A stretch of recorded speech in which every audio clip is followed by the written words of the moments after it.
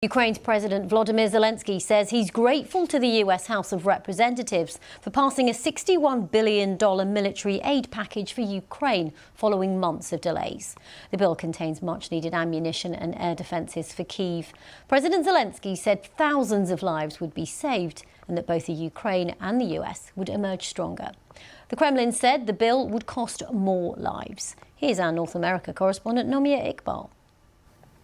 Well, Regina, after months of political divisions, of delays and dire warnings from President Biden, from members of the Democratic Party, as well as Ukrainian officials, the bill actually passed pretty comfortably through the House of Representatives. The next step is, of course, the Senate. There may be some internal political fallout for the Republican Party, but for Ukraine, this is seen as a lifeline. On this vote, the yeas are 311 and the nays are 112. The bill is passed. This moment has been a long time coming. After more than 6 months, a bill pledging further military aid for Ukraine finally passed. Today, we have got the decision we were waiting for on the American support package, for which we fought so hard. President Zelensky, how was your meeting? President Zelensky had personally met with US lawmakers to lobby for support.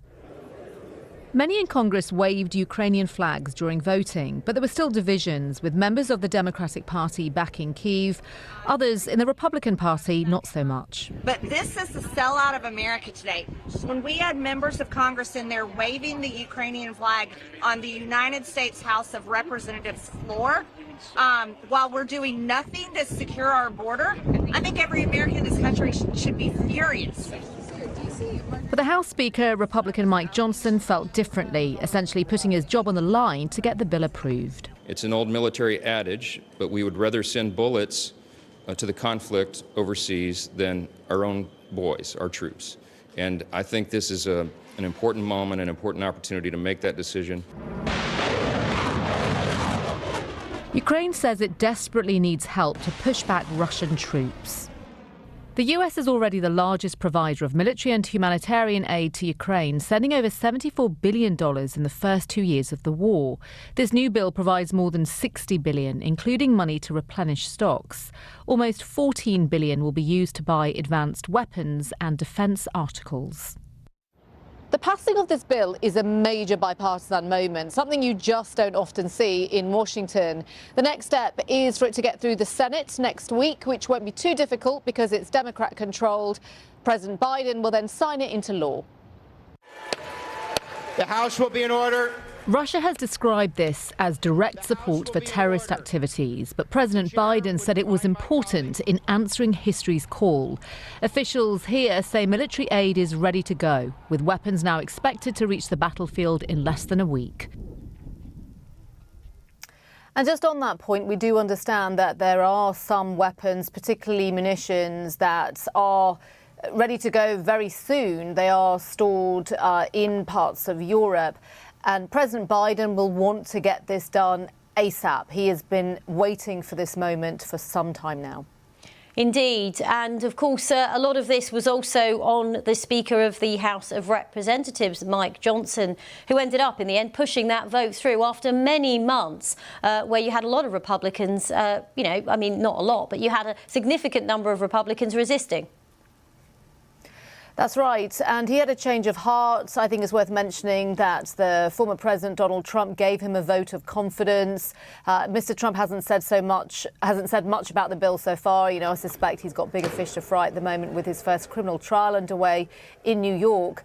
But we'll see what happens to the Speaker, because there are members of the Republican Party more to the far right who are furious at what's happened. You saw there in the report the Congresswoman Marjorie Taylor Greene, who are threatening to now oust him. Whether or not that happens, we'll see. Remember, it is an election year. Do the Republicans want more chaos this year, as we saw at the time when Kevin McCarthy was ousted?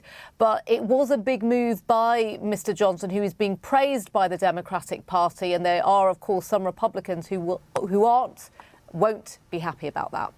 And Nomia, there was a lot going on in Congress overnight, wasn't there, of course? And another development that it's important we discuss is, of course, that ban on TikTok, or the plan. There's certainly not a lot of members of Congress who've been pushing for that social media site TikTok to be banned.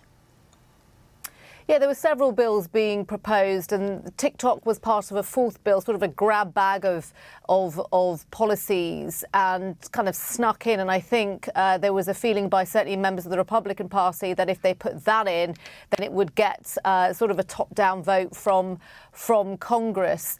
President Biden has indicated that if that does land on his desk, he will sign it. But it's hugely controversial. There are millions and millions of Americans who are on TikTok, and I've met many who have been protesting outside the White House, certainly during the time when this bill was being proposed, who have said, look, this isn't just some app that we have fun on. My business is on there. My livelihood is on there. It's how I make money.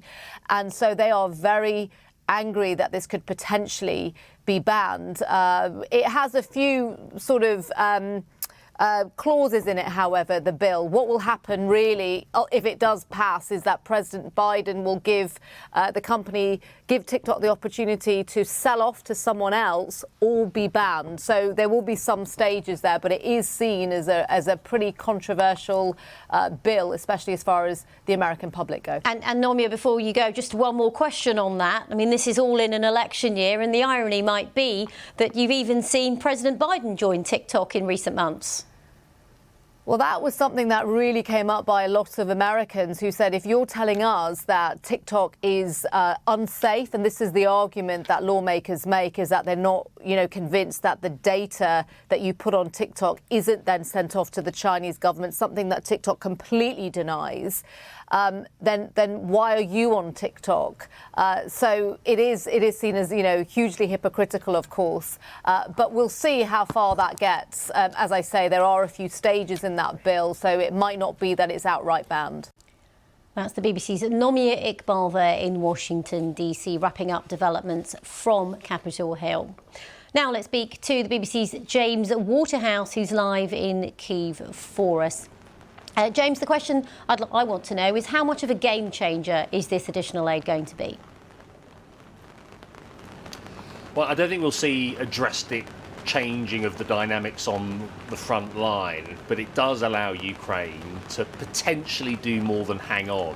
When you look at, we don't have much in the way of specifics yet on what the US is going to provide in this bill, but it's thought to be artillery shells, lots of them, the scale at which only the US can provide, medium-range missiles, and you can assume that there will be other weapons systems and armoured vehicles too. But at the moment, when you're near the front line, you hear the rumbling of artillery. It's mostly coming from Russian forces. When you look at towns like Chasiv Yar, which are increasingly becoming encircled, it is the Russians who are enjoying air superiority, flying in with their fighter jets and bombers, reasonably unchallenged, because Ukrainian troops have been unable to use air defence systems or launch missiles of their own, even on Russian supply lines. So over the past 6 months, where we've seen this political delay, Russia has just been gaining momentum. And it's interesting when you're here and you see a democratic process 5,000 miles away, it's quite poignant to think about the significance and what is at stake for Ukraine, its very existence, potentially. And you can be sure Vladimir Putin doesn't have to go through the same kind of political rigmarole when he is making decisions on how to continue his invasion. So look, this is an undeniable boost for Ukraine, and it's a big one in a war of late where there have been very few for Kyiv. The question is now is when it will arrive and what difference it will make. But the challenge, I think, with President Zelensky is trying to keep politics out of the fighting, because there is an upcoming US presidential election where continued American support is far from assured. And so the pressure for him will be to try and deliver some kind of tangible goal or success to present back to his Western allies. And James, would you see this funding as a success in terms of the way that President Zelensky's handled things diplomatically, or actually in some ways a failure because it's taken so long? Yes and no. I think President Zelensky's abilities as a diplomat should be will likely be lauded by historians when you look at how he has allowed his Western allies, shall we say, he sort of walked them down, allowed them to gain in confidence, and we've seen countries like Germany go from mobile hospitals and helmets to Leopard tanks and long-range missiles, which have been used on Russian targets. But I think of late we have seen Ukraine point out a double standard, where Western allies with Russia's invasion have been worried about Vladimir Putin escalating, a country with a huge nuclear arsenal, but have been less afraid, if you like, when it comes to intervention in the Israel-Gaza war. So there are some parallels being created, but I think it always boils down for Ukraine.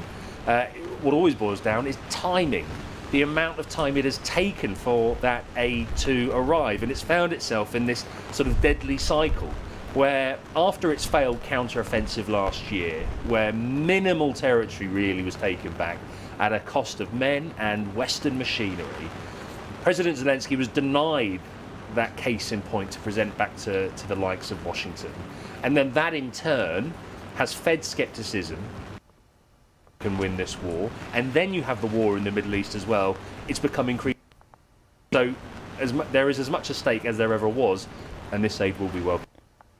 OK, James Waterhouse in a rainy Kyiv, thank you very much for sharing your analysis. Apologies for the break-up in the line there, which we think was due to the weather.